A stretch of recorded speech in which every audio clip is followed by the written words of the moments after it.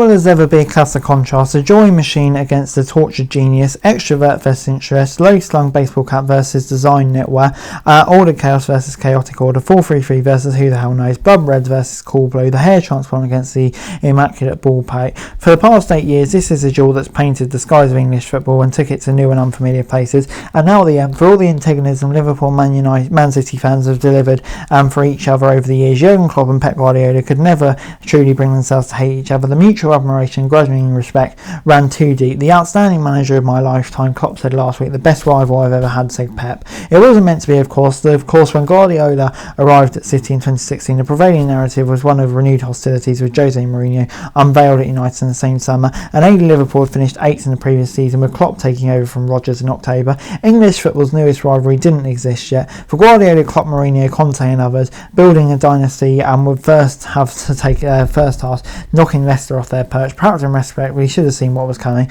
given away Pep's Bayern and Klopp's Dortmund had so thrillingly tussled for the title over the previous seasons, but there was a slow burn rivalry, one that didn't really take shape until the first half of 2018, when City's immaculate champions in waiting were beaten 4-3 at Anfield and blown away 3-0 in a Champions League quarter-final first leg. This was perhaps the point of maximum diversion, a brilliant waste and sprites of City with a mesmeric and cultured short passing game coming up against the tearing gale of Liverpool with its speed and aggression from a Scottish left-back brought from Hull, while over the subsequent years Guardiola and Klopp would increasingly develop around each other like winding vines, constantly anticipating and reacting, borrowing and stealing. For Guardiola, countering the Liverpool counter, staunching the lightning front three would become an obsession that would define his later teams. It led him to resurrect the idea that had been pioneered by Cruyff of pushing his fullbacks into midfield when his team were in possession. Later, this idea would evolve even further, culminating in Stones and Candy becoming defensive midfielders.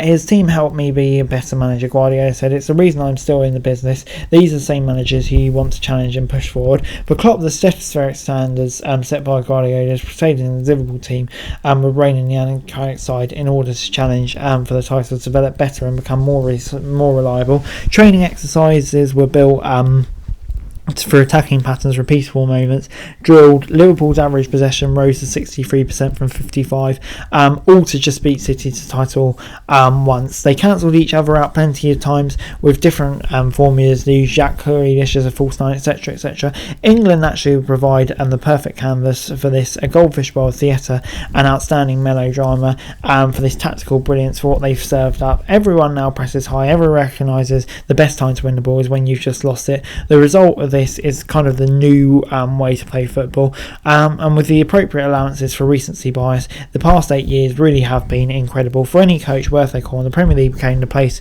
he needs to be, with Carlo Ancelotti, Pellegrini, Mourinho, Conte all coming into the Premier League and looking to it. Guardiola stays for now, but he's probably nearer the end than he is the beginning. And yeah, the way that these two have kind of built it up since they arrived has kind of really summed up the way English football has been played recently.